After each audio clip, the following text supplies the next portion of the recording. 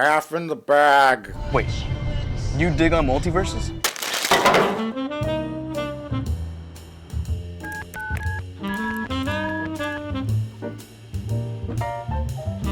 Hello, movie phone?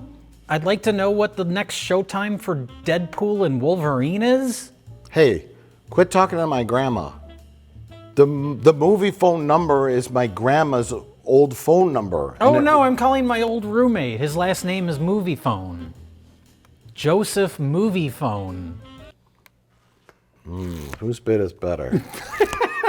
Vote now on which bit is better, or which bit is least worst. Least worst. Jay, Which is best of the worst? Jay's old roommate happens to have the last name Movie Phone, or the movie phone number has now been assigned to my grandma, who is dead.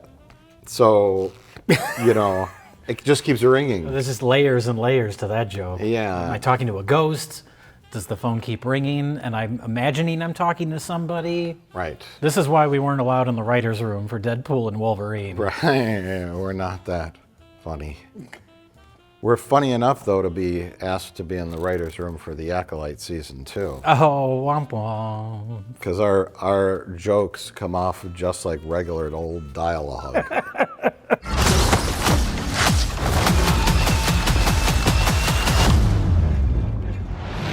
Hugh Jackman is back as the Wolverine. That's a genuine typo. I can prove it here. Wait, is it a typo in that you wanted the joke to be Hugh Jackman, or did you take it right on the computer and then take a screenshot of what you wrote? Because the printer wasn't working. It's called technology improvisation, Jay. Yes. I had to. I'm so embarrassed to be sitting next to you right now. Look. It would take me 2 hours to write this on my little keypad with my sausage fingers. Okay. It's print. The print's not connected. All right. Oh, so my question is, did you intend it to be a joke and call him Hugh Jackman, or you just misspelled you? It's a typo, but I have to read it as written. That's according of course, to our contracts. Hugh Jackman is back as the Wolverine in Deadpool 3, a.k.a.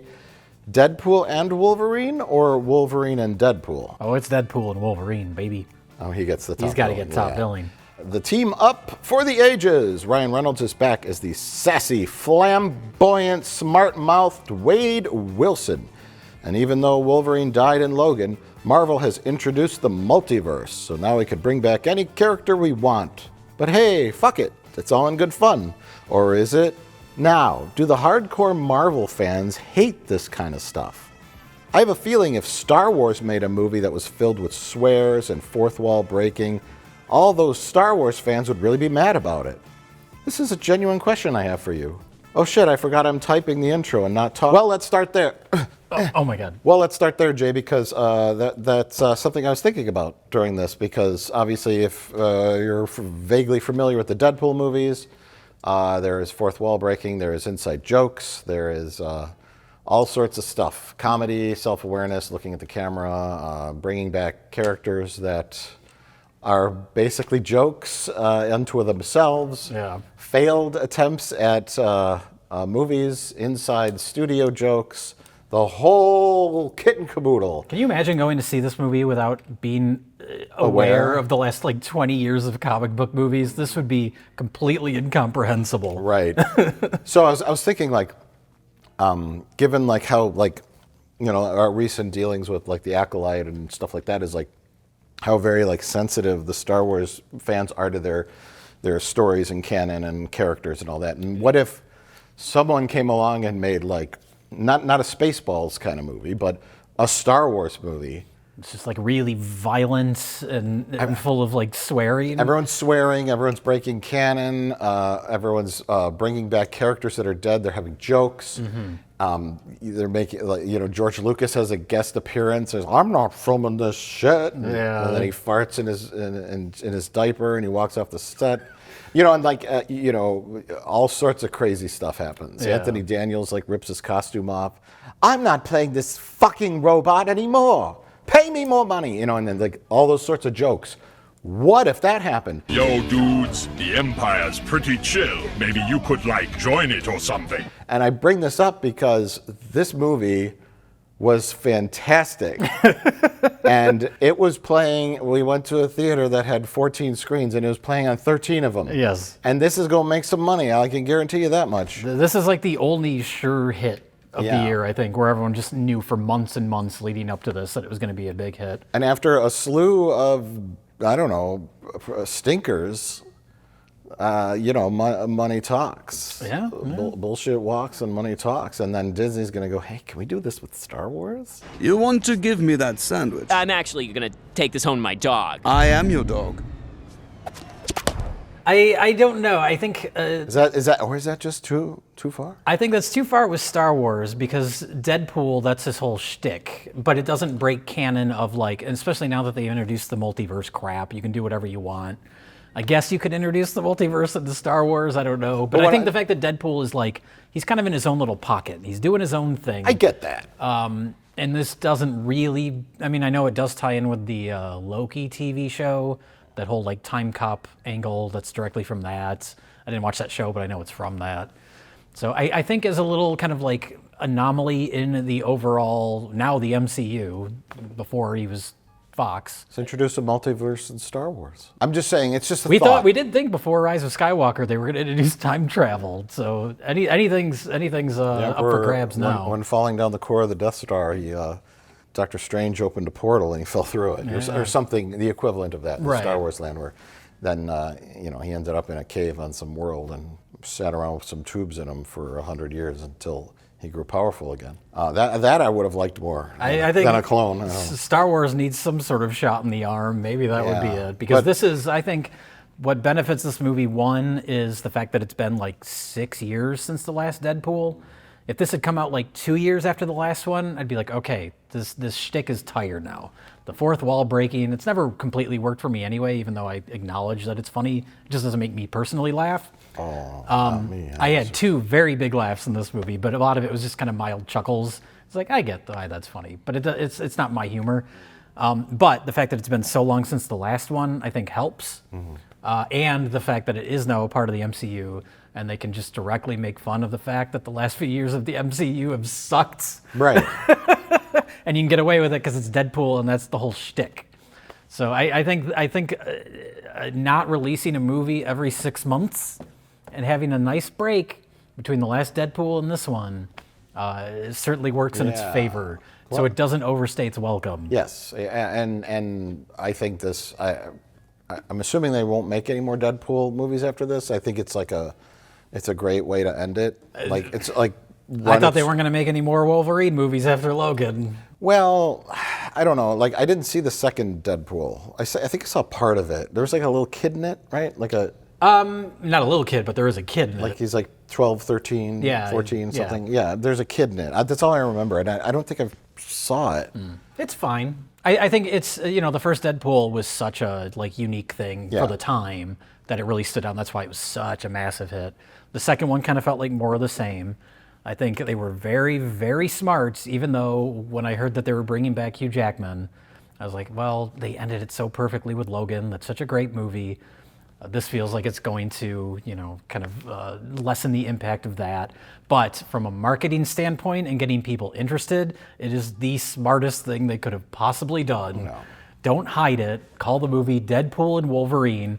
Smear that shit all over the advertising. And that's what people want. They want this team up. And they work well together. And they are great in this movie together. It's a classic buddy cop setup, And they justify him coming back enough for the movie to work. Well, yeah. It doesn't feel like it lessens. And this is the thing about the multiverse that's annoying, but also makes sense.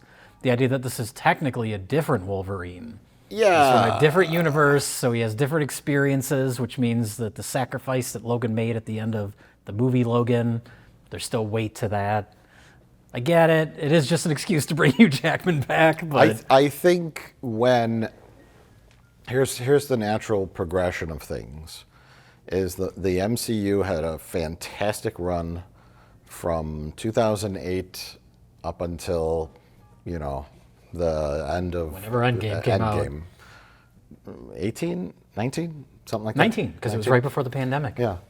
And then now it's 2024, and geez, kids that are like 16, 17 years old have known nothing their entire life but a Marvel universe. Isn't that weird? Yeah.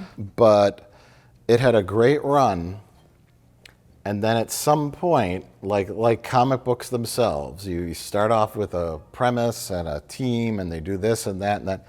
The gas starts to run low. You almost tasted that. Num, eat it up. Go play okay, 3, 2, 1. You know I'm the hottest. You ain't never got. And you got to do something to,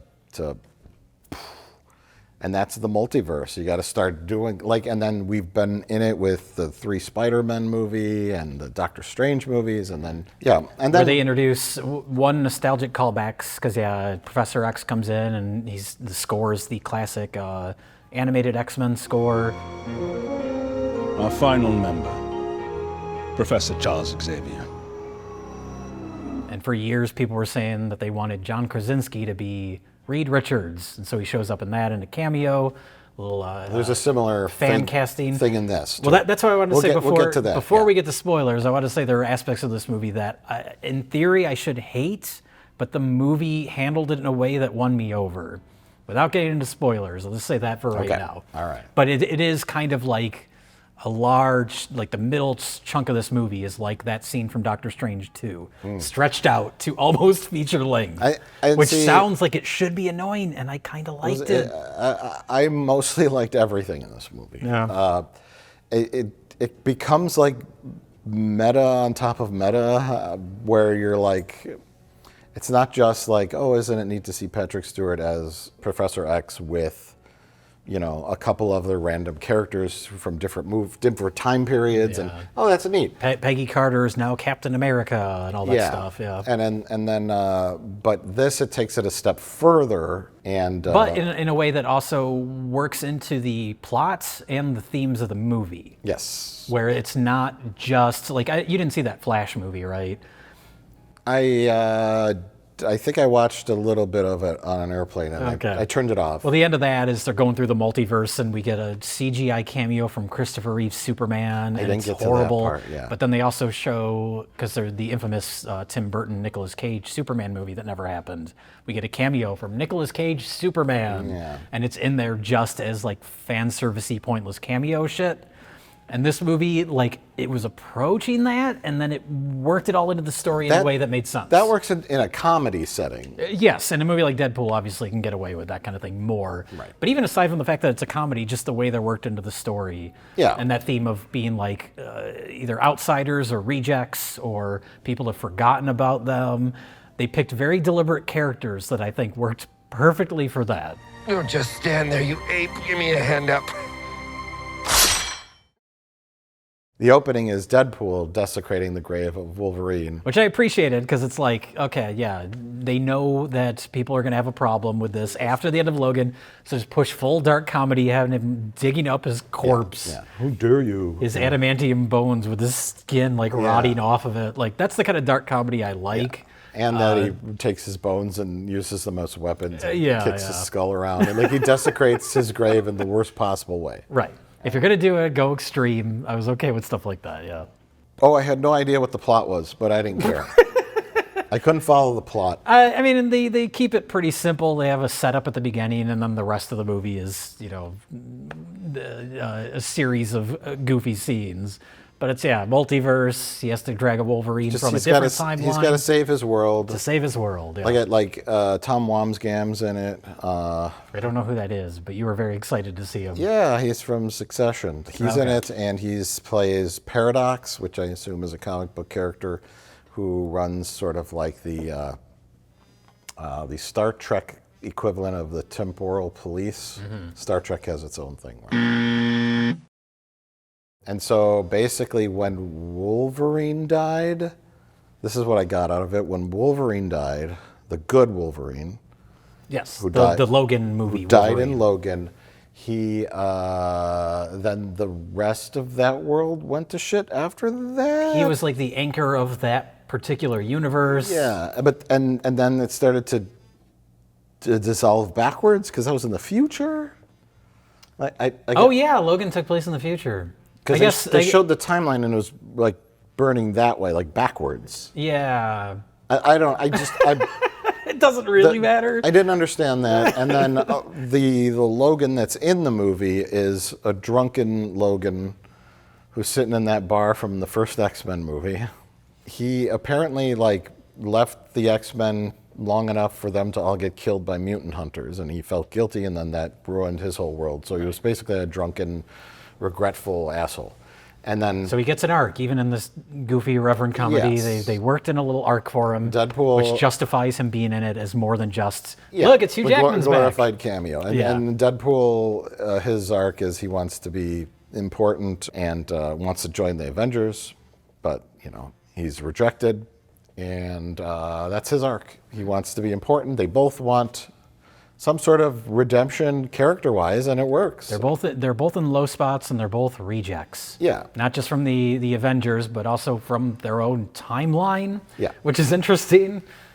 And that's how they get cast to this purgatory land. Yeah, it's it's interesting. It's a weird sci-fi. I don't know if it's from any of the comics or not, but it's an interesting concept. This sort of time purgatory where they just throw all the rejects that nobody cares about. It's fine. My point overall, though, and I don't even mean this as a criticism, this is actually kind of a charm of the movie, is that parts of it felt rather cheap. Like they had a couple big sets, and they filmed everything on those just few sets. The street parts are you talking about? That kind of town, that little post-apocalypse town that Xavier's sister runs. Oh yeah. There's that one. There's the city street intersection that they used multiple times throughout the movie, then the climax takes place there. The Rob Liefeld jokes. But yeah, so there's that main little and it's clearly a backlot set. So the backlot street set looked a little cheap, but I was okay with it because it was. No, I was fine with it. It's cute. It's a comedy almost. Mm-hmm.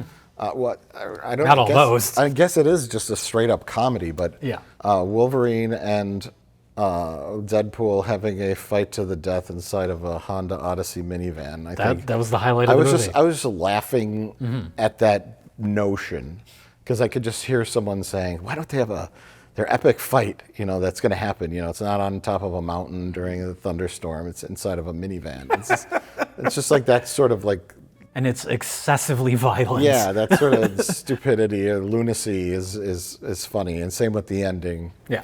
So that's your plot. You got two main characters, Wolverine and Deadpool, and they have their character flaws that eventually satisfactorily arc, and there is lots and lots of filthy, funny jokes and asides and industry-related humor. I like when he runs off and he tells Fox to go fuck itself. And he grabs the boom mic and he yells into it and he goes, I'm going to Disneyland. Yeah. He talks about bags of Marvel cash. Well, I think that's another thing. Like I said, the idea of bringing Hugh Jackman back kind of invigorates the movie. And I think the fact that they are now a part of Disney Marvel also is a new angle to mine jokes from. He said, welcome to the MCU. Stop it. I'm trying to think what has been Marvel movies in the last, say, 3 years? Let's go 3 years. Well, it's been movies and many streaming shows that nobody watches. At this point, they need to just make a few really solid standalone movies and then decide if those are worth examining more, then we'll bring those characters back and do another Avengers movie. Yeah. Because that first, the original Iron Man, completely self-contained, obviously, except for a little tease at the very end with Nick Fury.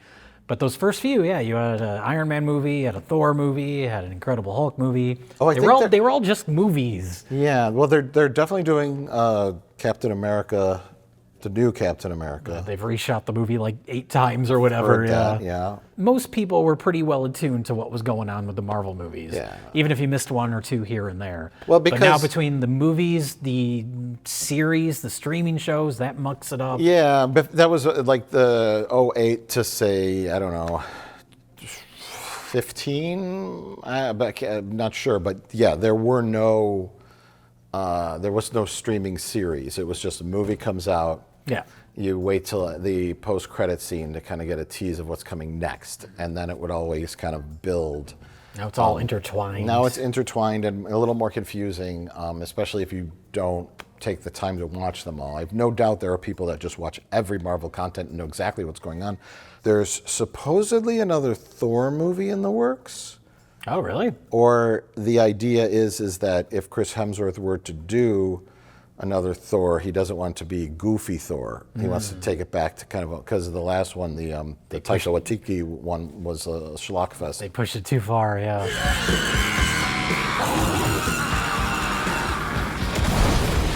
But yeah, they got a little too silly in it, not in a good Deadpool silly way, in just a silly way. I think that's the thing when you're talking about Star Wars. Like, Thor is an established character. You can't push that character or the world of that series of movies Too far. that goofy. And so I think that's probably more comparable to trying to do a goofy Star Wars. It's like if It'd be like the fourth Thor movie. Darth Vader made jokes. Yeah, you can't do that. Boy, the service here is slow. We haven't even ordered. I know, that's what I mean. It would be good to order already. I know, that's what I was saying. Oh, I thought you were disagreeing. Yeah, it would be good to order. Darth Vader doesn't make jokes. He has not to this day had a joke. Hey, I don't know. I remember seeing Revenge of the Sith in theater, and people were laughing hysterically at that ending. I think probably they say let's do 5 Disney Plus series. Let's do the Captain America movie. Let's establish Anthony Mackie as the new Captain America. Let's make another this movie. Let's start digging up some characters. Let's make a movie where we have this, and then in 8 to 12 years, we'll reassemble the Avengers to fight Galactus. Like, now it's at the, maybe we'll go in the multiverse and pull out Tony Stark. I'm waiting for them to do that. They're going to do that.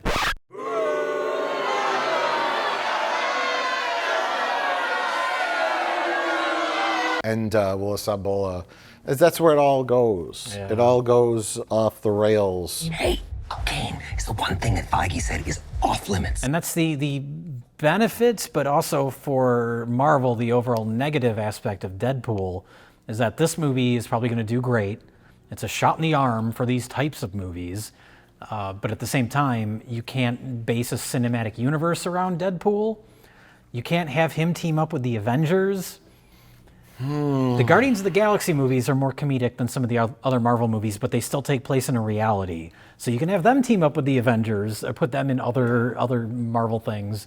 Deadpool, not so much. Yeah.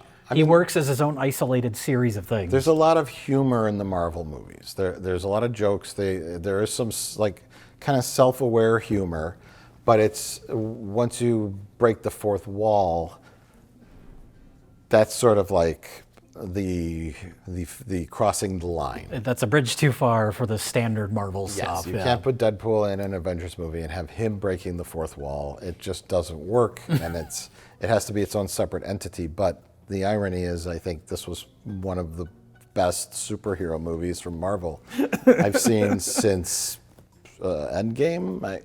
Which ones have you seen since Endgame? Well, and then I threw an "and before." Okay, fair enough. Because you got like that Black Widow movie and Captain Marvel, and it all just feels so tired.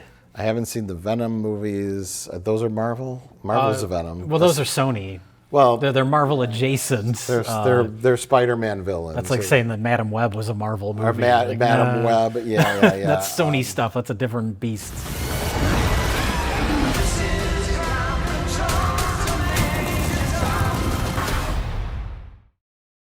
So the most enjoyable thing about this movie are the things that we spoil. Yes. And I would recommend, I almost didn't want to talk about any of the cameos because it's the funnest part.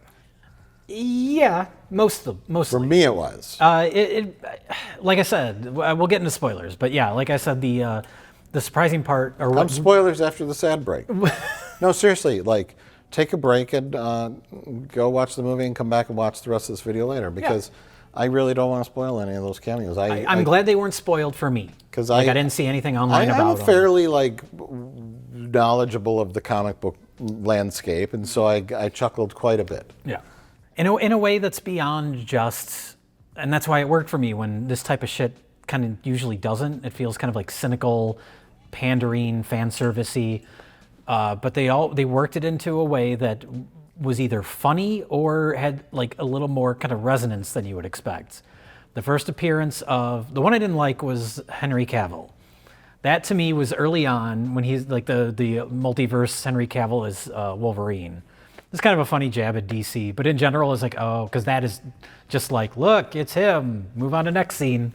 That was shallow in a way that the later ones weren't. Well, the montage part was fun because they go through all the different like eras of Wolverines and the famous comic accurate, very tiny one. The famous comic book cover of him on the X cross with all the skulls. That was awesome. And then I guess Wolverine had an eye patch at one point. I didn't know that. I'm sure there's some comic with him like that. The 70s Wolverine, and then the short one, because I guess he's drawn short a lot, like super short. It's funny looking back, because that was like a big complaint before the very first X-Men movie came out like 25 years ago. Like, who's this Hugh Jackman guy? He's too big. Yeah. And now, like, when you think of Wolverine, you think of Hugh Jackman. I remember there were rumors very early on that it was going to be Danzig who played Wolverine.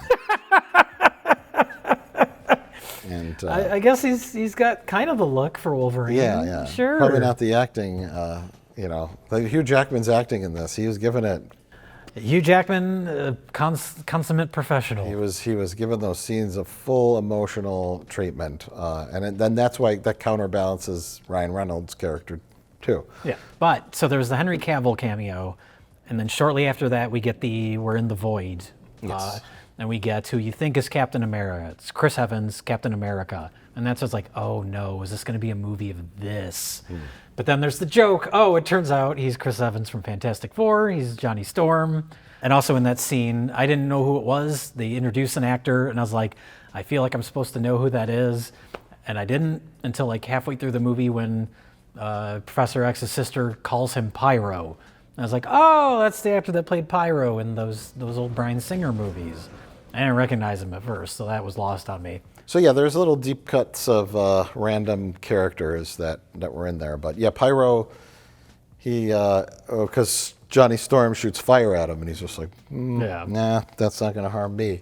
But yeah, I remember him and Iceman were button heads in the Bryan Singer movie. Yeah. A couple of handsome young fighting it out on Bryan Singer's set. Isn't it a shame? This is a little bit of a tangent, but during the end credits of this, we get a little like kind of manipulative montage set to Green Day where we're seeing I love that. Clips, behind the scenes footage from all the old movies, and it all has that like it's all tainted by the Bryan Singer connection. I'm like, I have such affection for those first X-Men movies, and then you see him in clips of this, and it's like, oh, look at young Hugh Jackman, and you're like, oh, but it's all was masterminded by Bryan Singer. Let's do an X-Men movie where we don't focus on the X-Men adults, but we focus more on the younger dudes. I mean, it's students. Younger characters, yeah. When I know him, he wasn't so young. Young? Younger characters. Let's get Nicholas Hoult to play Young Beast. Let's get that guy to play Iceman, and young guys to play this part, and the other young guys will have a scene where they all in at the X-Men where there's just cocaine and alcohol, and I invite a bunch of my older weird friends, bald men with big mustaches. Oh, totally unrelated, but did you know on the commentary track for the first X-Men movie, in addition to Bryan Singer, he's joined by his friend Brian Peck, who had nothing to do with the movie, but he's just on the commentary for some reason. Oh, it's very weird. Weird. Yeah. But, big cameos. Let's just say this. Deadpool and Wolverine, because Deadpool always wanted to be part of a team. Mm-hmm. And he gets his chance in this, in the Wasteland. And with a bunch of other reject characters. Which works thematically. Which is, yes, they've been cast away. Their movies have either flopped or were forgotten about, and or never came to fruition. Yes, but if they wanted to do with the team up for Deadpool and his new group of mutants or his new group of superheroes, do like really deep pulls and get like J.D. Salinger's kid, who was Captain America in the canon movie.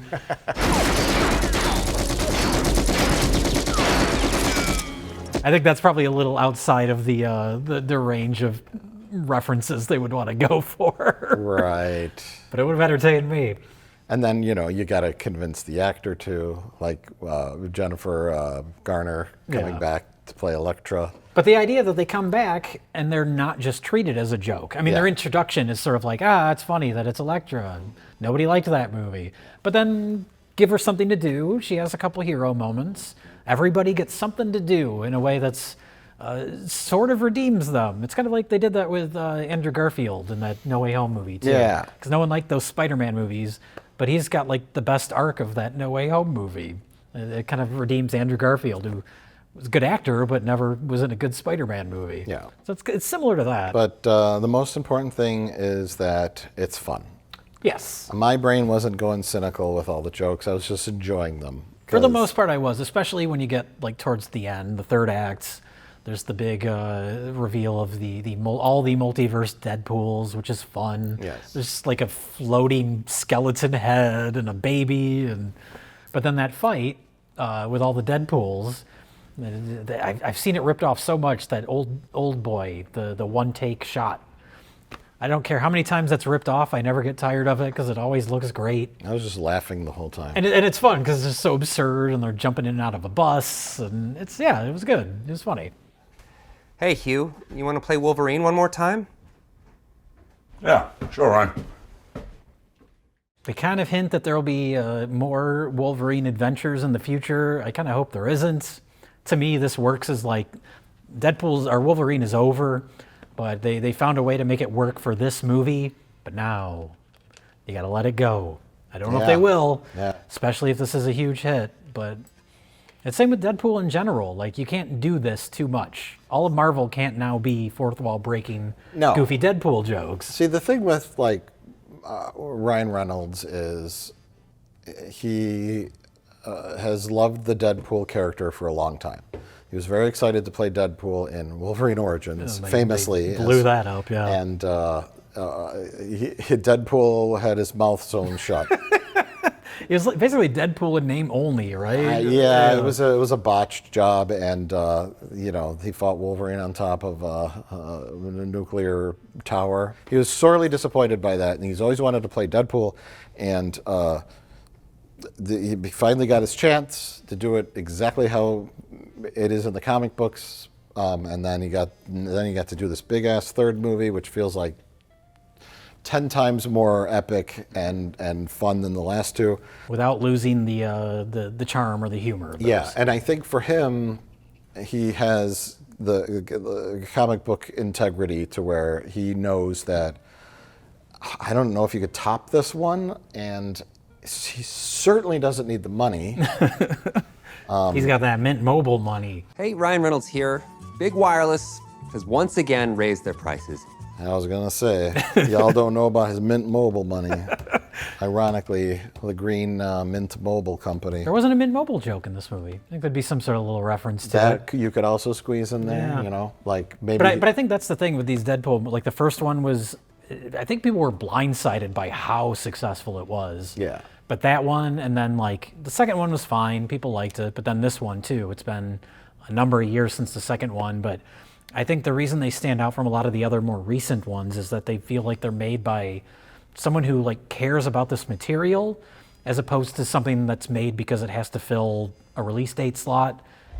Let's fucking go.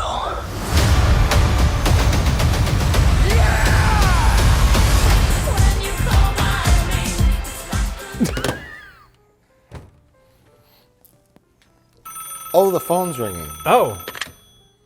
Hello? Oh, hello, Star Wars man. Yes. Yes. Why, that's downright rude. Was that my old roommate, Kevin Star Wars Man? No, it was internet celebrity Star Wars Man, aka Star Wars Theory. Oh. He said I was too old to talk about Star Wars anymore. Oh. Boy, do I wish Wikipedia could change my birth date.